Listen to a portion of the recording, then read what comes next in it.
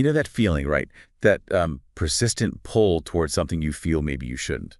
Or, you feel kind of bad about wanting. It's like this secret current running under everything. Today, we're doing a deep dive into, well, a specific version of that. The desire to cross-dress. Yeah, and we're looking at a really thought-provoking piece here. It's called The Harm of Suppressing Cross-Dressing Desires by Gender Benson. Right. And our goal really is to try and understand why trying to just shut down this urge can be so, well, harmful.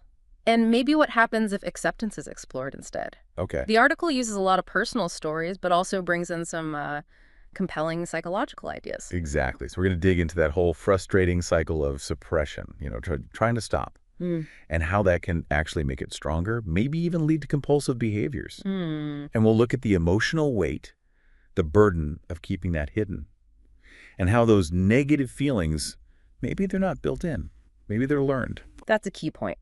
And then finally, the flip side, the potential positive impact of self-acceptance, which can sound surprising. Okay, so let's start there with that cycle of suppression. It sounds pretty central. It really is. The article paints a vivid picture of how trying to just quit cross-dressing it backfires. How so? Well, these attempts often get triggered by something external, maybe guilt or big life changes like getting married, having kids. The societal pressure points. Exactly.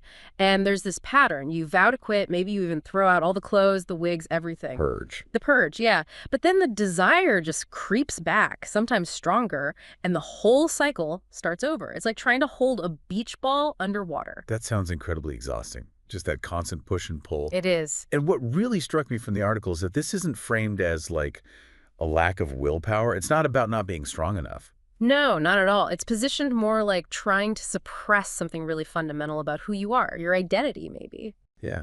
And the article makes it clear it's often way more than just the clothes, isn't it? Absolutely. For many people, it's tied up with expression, emotional release, sometimes even just feeling like their true selves. A core part of identity. And when you consistently deny those deep needs for expression, for identity, there's this psychological thing that happens. Okay.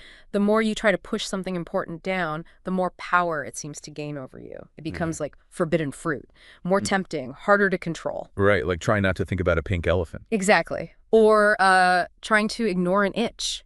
The more you focus on not scratching, the worse it gets. Makes total sense. Yeah. And the article gives some really concrete examples of how this suppression can then kind of morph into behaviors that feel compulsive. It does. It talks about these intense, almost driven binge dressing sessions, maybe for hours or even days sometimes. Wow. Followed by this huge crash, intense guilt, shame. A real emotional roller coaster. Definitely. And secrecy is a huge driver here. The article mentions, secretly stashing clothes, wigs, makeup. Creating a whole hidden world. Yeah, a clandestine life almost. And that takes energy. There's also this intense preoccupation, thinking about dressing when you can't. It can really take over your thoughts. Consumes mental bandwidth. Right. And those huge emotional swings, the euphoria during dressing, then the crash of self-loathing afterwards, they really highlight how unhealthy that dynamic becomes. It's tied up in managing this secret identity fueled by shame. It sounds like living a double life, almost. Constantly worried about being found out, which, leads us straight into that heavy burden of secrecy. And you can understand it, right? The fear of judgment, rejection, especially from people you love. Oh, completely understandable. That fear is powerful. And the article really hits home on the deep sense of isolation this secrecy creates. Well, when you feel like you have to hide such a fundamental part of yourself, it builds walls. It makes real intimacy, real vulnerability incredibly difficult. There's always something you're holding back. You can't fully connect. Exactly. You feel disconnected, even from those closest to you. And the internal stuff sounds just as tough. The article talks about struggles with self-esteem, feeling like you're fundamentally, weird or broken. Yes. Those labels people put on themselves. Perverted, broken. And then there's the constant low-level anxiety humming underneath. The fear of discovery. That's a massive weight to carry, day in, day out. It truly is. And here's a really crucial point the article makes. These heavy emotions, this burden, it's not inherent to the cross-dressing itself. Okay. It stems directly from living with that fear, that isolation, the secrecy. It's the stigma, the perceived judgment, that causes the distress, not the act itself. So the problem isn't the desire, it's the environment around the desire. Precisely. Which leads to another key idea. Those negative feelings, the shame, the guilt, the fear, they aren't innate, they're learned. Learned how? From outside sources, Yeah. culture, family upbringing, maybe religion, societal norms about gender, negative past experiences. Messages we absorb all the time. Exactly. And the article does this neat little thought experiment. It asks you to imagine, what if society didn't have such rigid boxes for gender expression? Okay. Would those same feelings of shame and guilt even exist in the same way? It forces you to question how much is internal versus imposed. That really makes you think, doesn't it? Yeah. How much we just accept as normal. Mm-hmm. And from there, the article moves towards this idea of, well, actively trying to unpack those learned beliefs. Unravel them. Yeah, and maybe replace them with something else, like self-compassion, which is a pretty radical shift for many. That sounds like hard work, challenging those deep-seated feelings. It's definitely a process, and it might involve asking yourself some pretty fundamental questions, like, what if there's actually nothing wrong with me? Or what if this is just part of who I am? Exactly. What if this is just one beautiful, authentic part of me? It's about consciously challenging those negative stories you might have told yourself for years. Okay, and this is where it gets really interesting, I think. The article suggests something that feels almost backwards.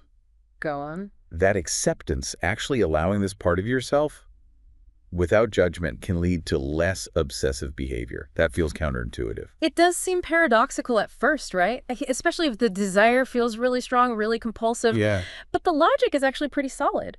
When cross-dressing stops being this forbidden, secret thing wrapped in shame, it starts to lose some of its intense psychological power. How? It shifts. It goes from being this reactive urge fueled by being suppressed to something potentially more conscious, a more fulfilling form of self-expression, maybe. So instead of those frantic hidden sessions followed by guilt, Right. it could become something more integrated, something approached with intention. That's the idea. The article suggests acceptance can drastically cut down the need to hide and lie. And that alone lifts a huge emotional weight. Makes sense. Less stress. Way less stress. And it can lead to better self-esteem just because you're not fighting yourself constantly. And, maybe surprisingly, it can free up emotional energy. How so? You're not spending all that energy on the internal conflict, the secrecy. Wow. So you can be more present, more connected in other parts of your life, in your relationships. Like freeing up RAM on a computer, maybe. All that processing power was tied up. That's a great analogy, actually. Yeah. Now, the article is also careful to explain what acceptance looks like and, importantly, what it doesn't have to look like. Okay, that's important.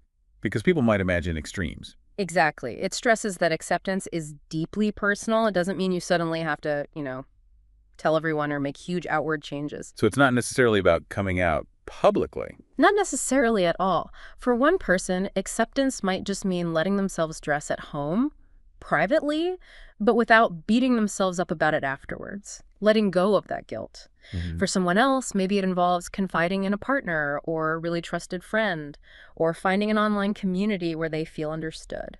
Or maybe it's just internal, just that shift inside your own head. Absolutely. That internal shift, granting yourself permission to be without the constant judgment, that can be the biggest step. Okay. And the article emphasizes it's usually an ongoing practice, not like a switch you flip and you're done.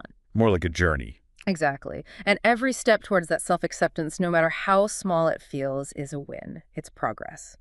So wrapping this up, the core takeaway here really seems to be, well, that fighting these deep desires, trying to bury them, might actually cause more pain and problems than carefully exploring them. That's definitely the central message. And the article has this line that really resonates. You're not weak. You're not broken. You've just been carrying a secret that was never meant to be held alone. Wow. That hits hard. It speaks right to that isolation we talked about. It does. And it points towards the possibility of healing, through being more authentic and reminding people that support is out there. You don't have to figure it out alone. It really highlights that maybe authenticity, even when it feels scary, is healthier than suppression. Mm-hmm. And what's interesting is, while we focused on cross-dressing, this principle applies much more broadly, doesn't it? Denying core parts of ourselves, whatever they are, often leads to inner turmoil. Sure. Embracing who we are, complications and all, seems to be the path towards, well, maybe just a bit more peace.